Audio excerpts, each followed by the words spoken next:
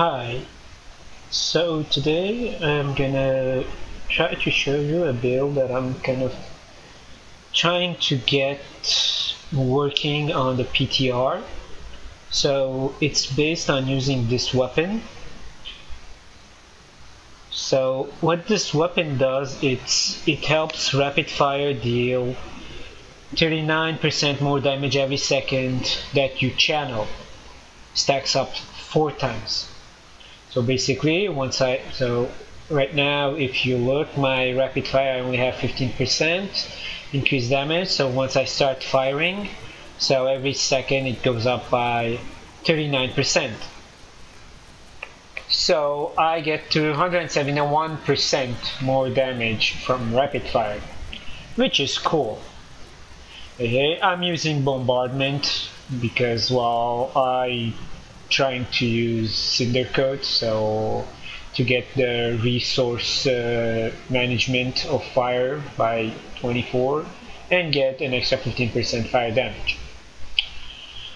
But the problem with this weapon is, so okay, sure, I can fire for 4 seconds, but once I stop, I lose the stacks. So if I'm playing hardcore or even on softcore, if I need to move, like once I start channeling and then let's say I get hit, I got a knockback, so I'm gonna use the stack, so I have to start over. So that's something I wasn't happy with.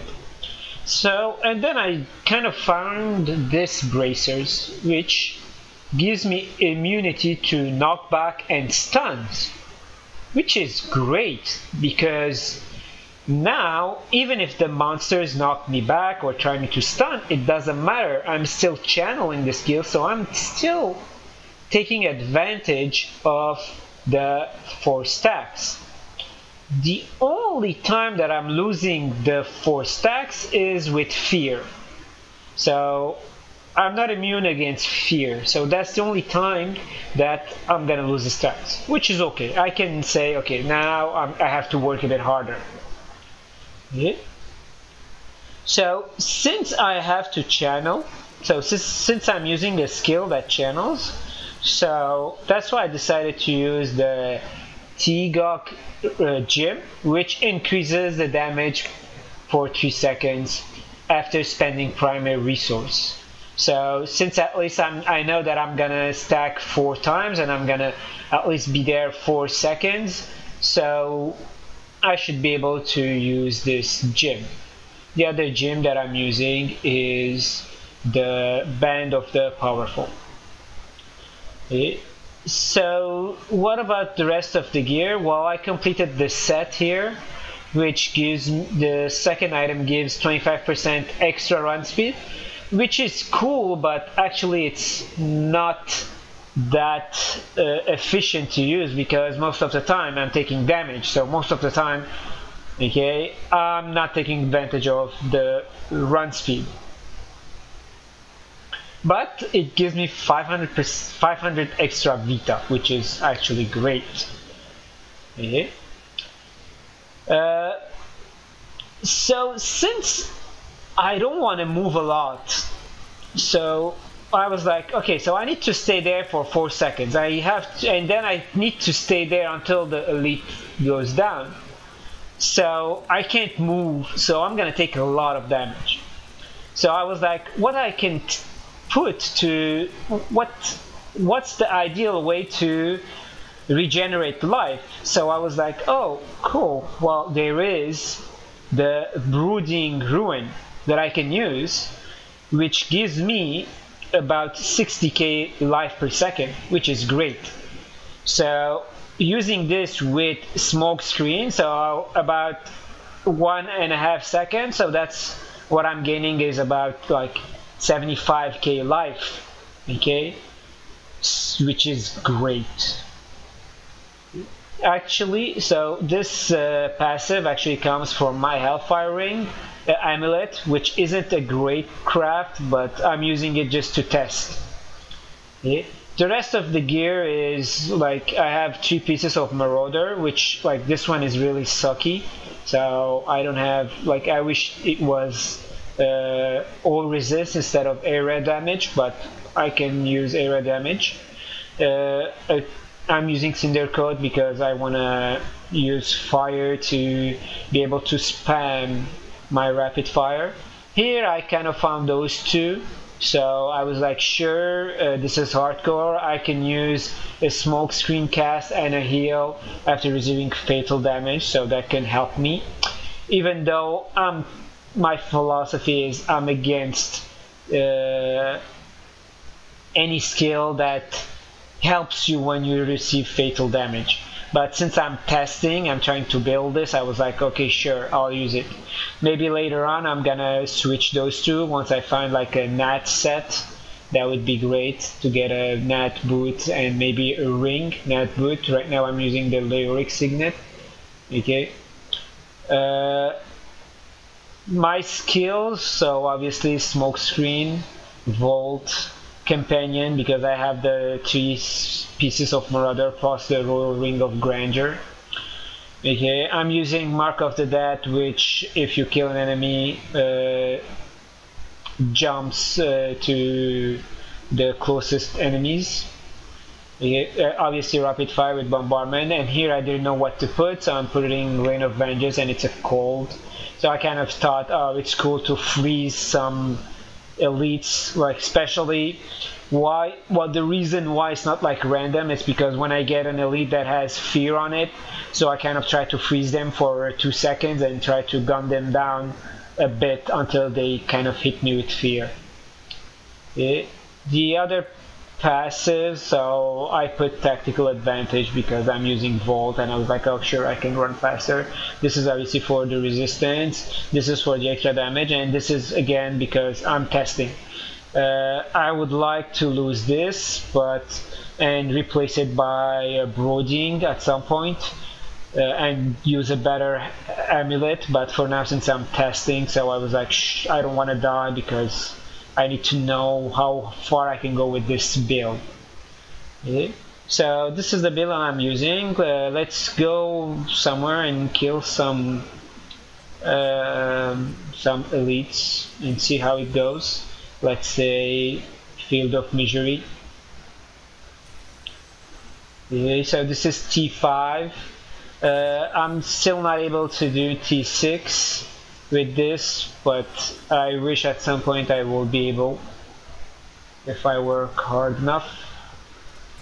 So basically you just put a Death of Mark, and when he dies it goes on to the others. And that's the build, so let's try to see if I can find actually the Key Warden would be nice because it has knockback.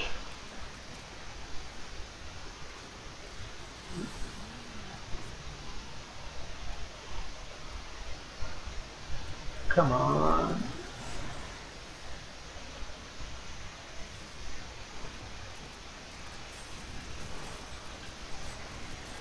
So you just stay there and you just spam bombardment. You don't care because most of the time Brooding is gonna regenerate your life, and of course the Templar will help a lot with his healing skills.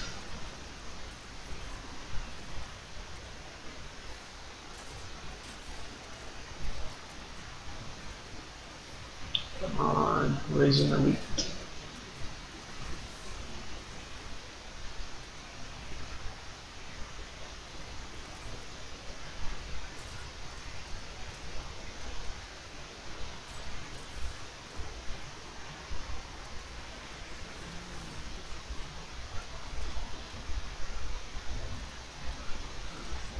How hard is it to find an elite in Field of Misery?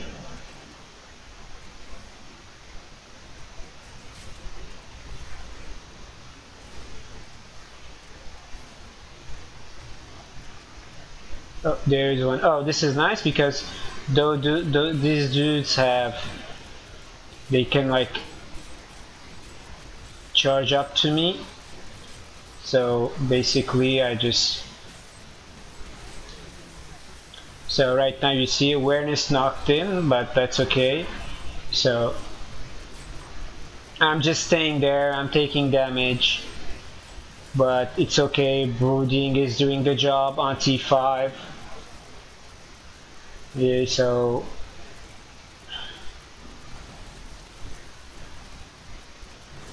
and they're dead.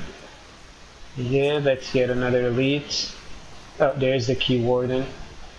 Okay, so you see, like, generally the key warden has a knockback, but I don't care every time. So even though I'm getting really low, here brooding is doing the job. The second the set fatal damage kicked in, so now I'm gonna just try to kill. So basically every time I get hit with his thing, with his spear, I should feel a knockback, but I don't care, and I'm just killing it. It's a bit slow for now. Like I said, my gear is not optimal, but this is just for testing. Yeah, maybe I can like even switch a skill to get it better. I don't know, I'm still experimenting. Actually, I am new to Demon Hunter.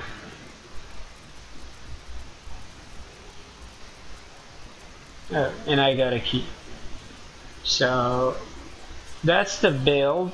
I'm trying to get better items, make a better build. I would appreciate some comments on the build and how do you think I can improve it. What I was gonna say, there's something else I was gonna say.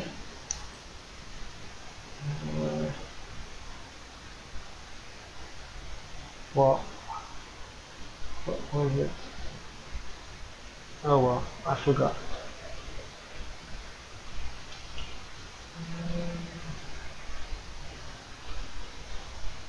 Oh yeah, no, it's okay. Well, this is for now. If I remember it, I'll just put it in my post. So that's the build. Tell me what you think about it. Thank you. Oh yeah, I remembered. So I'm new to Demon Hunter. This is the first time I'm playing Demon Hunter. This is on the PTR. So I was like, oh sure, Demon Hunter is getting a better dodge is getting replaced with armor. So I was like, oh cool. Demon Hunter should be like more solid, so I was like, oh sure, I'm gonna switch to Demon Hunter, but I really don't know the class, so I'm just experimenting for now, so any tip will be helpful. But remember, the idea is just to stay on the ground and spam rapid fire. Okay, maybe what I can do is switch maybe tactical advantage with single out against Rift Guardians. That's something I know I can do, but maybe I'll test it later on and see. Okay, maybe ambush, I don't know. But still, it's kind of fun to use this weapon. And the idea behind this build is also to take advantage of brooding, because I read at some point that brooding is kind of a trolling passive to get on a Hellfire ring, and I was like, no, there is a way to use brooding as a healing skill while using this bracers. So if at some point you craft a really great Hellfire ring with brooding on it, just don't say fuck, I was unlucky. Just use this bracer and you'll be fine. You'll be really happy. Okay, well, that's it. So I would appreciate some comments on this build. Thank you.